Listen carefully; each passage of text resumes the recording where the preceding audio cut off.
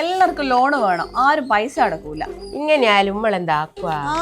എനക്ക് 50,000 രൂപ വേണം, ഞാൻ നേരത്തെ പറഞ്ഞ. ഇതൊക്കെ എനിക്ക് ഈ ആഴ്ച 25,000 രൂപ വേണം. എന്റെ ആങ്ങളെ എന്റെ മോളെ കല്യാണം ഉള്ളതാ. ഞാൻ കഴിഞ്ഞ ആഴ്ച പറഞ്ഞതാണേ.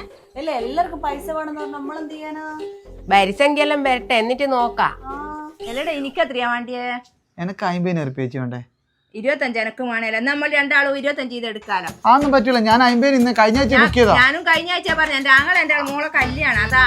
അതൊന്നും ചേച്ചി നിങ്ങൾക്ക് നിങ്ങളതായ പ്രശ്നമുണ്ടോ, എനിക്ക് എന്റേതായ പ്രശ്നമുണ്ടോ? അതൊന്നും പറ്റില്ല, എനിക്ക് 50 രൂപ വേണേ, ഞാൻ ആദ്യം പറഞ്ഞതാണ്. ഞാനും കഴിഞ്ഞ ആഴ്ച നിങ്ങളിപ്പം ബെന ഉണ്ടാക്കിയിട്ടൊന്നും ഒരു കാര്യവും ഇല്ല. നിങ്ങൾ എന്താ തീരുമാനം എടുത്തോ? ഫണ്ടിൽ ഇപ്പൊ 50,000 രൂപയുള്ളൂ.